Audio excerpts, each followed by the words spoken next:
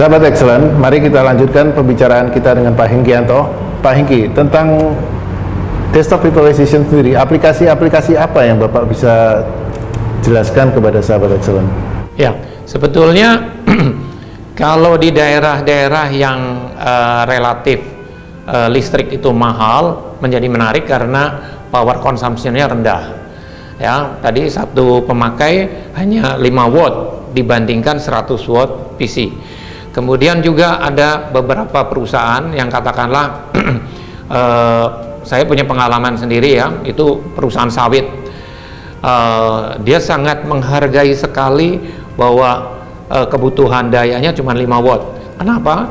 Ternyata di daerah terpencil di sana tidak ada listrik, maka pengadaan listriknya dia harus punya sendiri dengan dengan generator, ya, dengan genset itu. Dan genset itu membutuhkan tadi solarnya datangnya dari kota, dibawa masuk ke pedalaman sehingga mahal sekali. Dan itu waktu dia menemukan itu senang sekali ya. Ini merupakan satu kabar yang luar biasa gitu ya. Dan uniknya lagi, karena tadi di sisi usernya adalah diperlukan hardware yang hanya minim sekali, sehingga sebetulnya lebih tahan panas dibandingkan umumnya PC normal. Dan dibawa di pemakaian luar ruangan pun menjadi tidak apa-apa. Dan ada juga yang bahkan di medan yang sangat keras, misalnya di penggergajian, karena di daerah tersebut kotor karena debu penggergajian, kemudian bergetar semua. Jadi kalau pakai PC ya hampir belum sampai 30 hari rusak, katakanlah 30 hari rusak.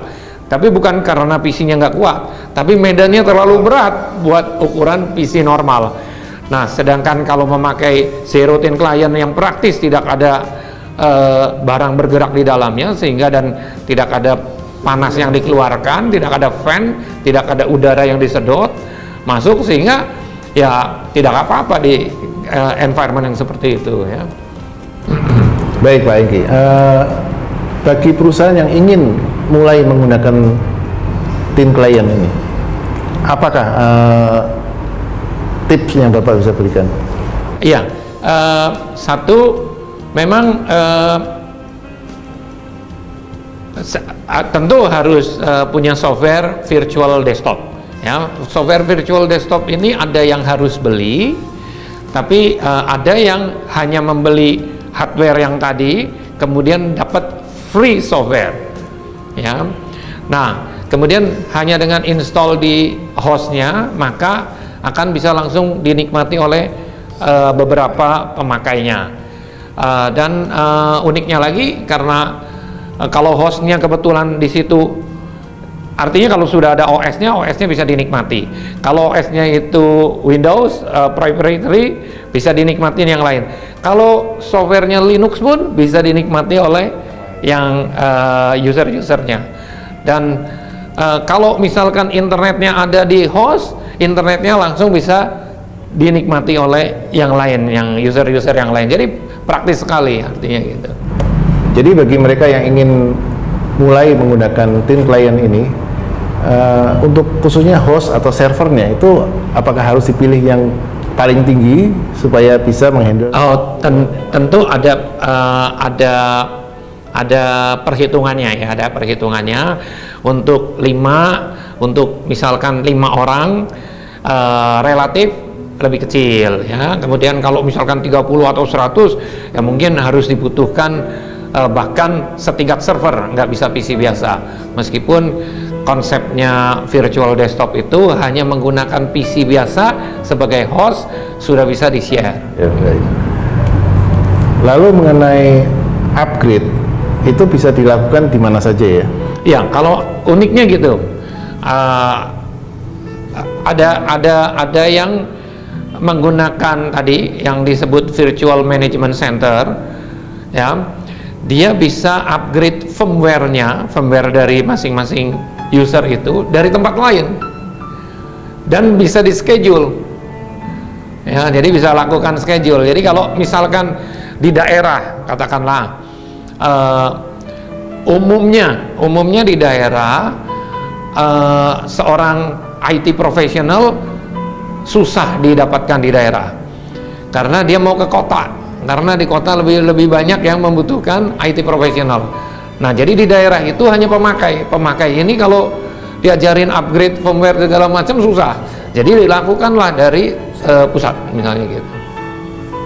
Sangat memungkinkan itu. Apakah ada pesan-pesan khusus yang Bapak bisa sampaikan dari pengalaman Bapak selama ini di dalam pemakaian desktop visualization? Pesan saya sebenarnya jangan menunggu-nunggu, cepat-cepat mesti menggunakan beralih ke virtual desktop, sehingga bumi yang kita sayangin ini kita bisa melakukan gerakan green itu mulai dari diri kita masing-masing, ya, dengan sampah elektronik yang relatif jauh kecil, plastiknya juga kecil, kemudian kita memakai daya yang sangat kecil juga. Ya. Dari pengalaman Pak Hengki selama ini, apa kendala yang pernah dialami di dalam penggunaan desktop visualization? Ya memang karena relatif baru, ya, kadang nama itu menjadi satu Yang menyeramkan, meskipun sebetulnya tidak. Namanya virtual desktop, apalagi ini kan seolah-olah gitu ya. Jadi sebenarnya tidak ada masalah ya, secara teknologi pun siapapun bisa menerapkan dengan gampang. Bahkan kalau di Indonesia uniknya sudah banyak beratus-ratus UKM yang sudah menggunakan virtual desktop ini. Ya. Baik, sahabat excellent, tidak terasa 30 menit sudah berlalu. Semoga apa yang menjadi perbincangan kita pada hari ini bisa memberikan ide ataupun motivasi bagi sahabat excellent dalam penerapan komputerisasi di perusahaan ataupun di pribadi masing-masing. Saya Sutiono Gunadi dan Saya Hengki dari Megatronic Mitra Niaga, serta kru yang ada di sini mengucapkan terima kasih atas perhatian Bapak dan Ibu sekalian. Strive for excellence.